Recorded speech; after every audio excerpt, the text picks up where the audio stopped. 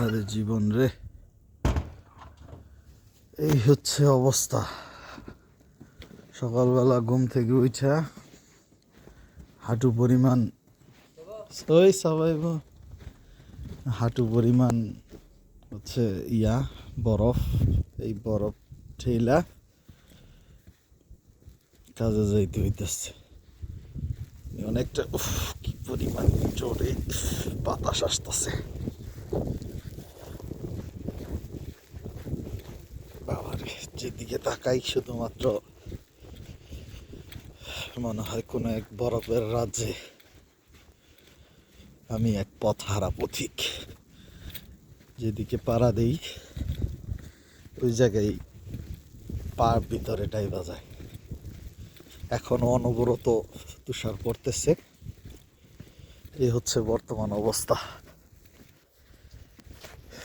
গাড়ি টাড়ি রোডে খুব একটা নাই বললেই চলে। দেখেন এই এই বাড়িটা দেখাই, এই যে বাড়িটা কি পরিমাণ, মানে গেট তো ঢাকছেই, ভিতরে ওই যে গাছের মেঝে পর্যন্ত ঢেকে গেছে। এইরকম একটা অবস্থা। প্রত্যেকটা বাড়ির চাল ঠিক মতো বোঝা যায় কিনা, প্রত্যেকটা বাড়ির চাল সাদা হয়ে আছে। এখন অনবরত বাতাসের ঝাপটা লাগতেছে আমার গায়ের মধ্যে, তারপরও আগাইতে হইতেছে, কাজে যাইতে হইতেছে।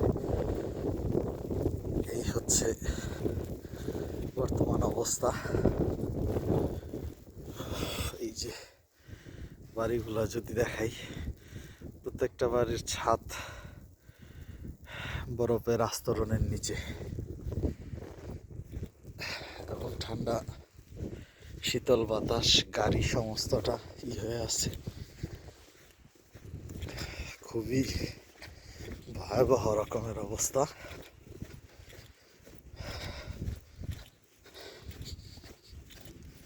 এর মধ্যেও কারোর জীবন থেমে নাই। জীবনের নিয়মে প্রত্যেক সময় যেভাবে চলে সেভাবেই চলতেছে।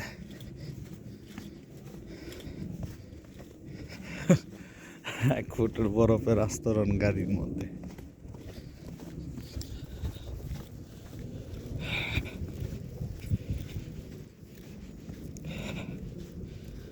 যেই দিকে তাকানো যায় সব দিকে একদম সাদা শুভ্র, শুধুমাত্র এই চলাচলের জায়গাটা ছাড়া মাঝখানে যে রাস্তাটা, তাও গাড়ির চলাচল খুব একটা নাই, খুবই কম।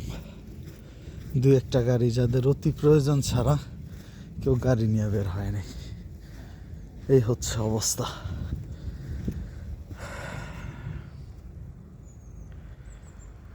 এখনো অনবরত পড়তেছে তুষার।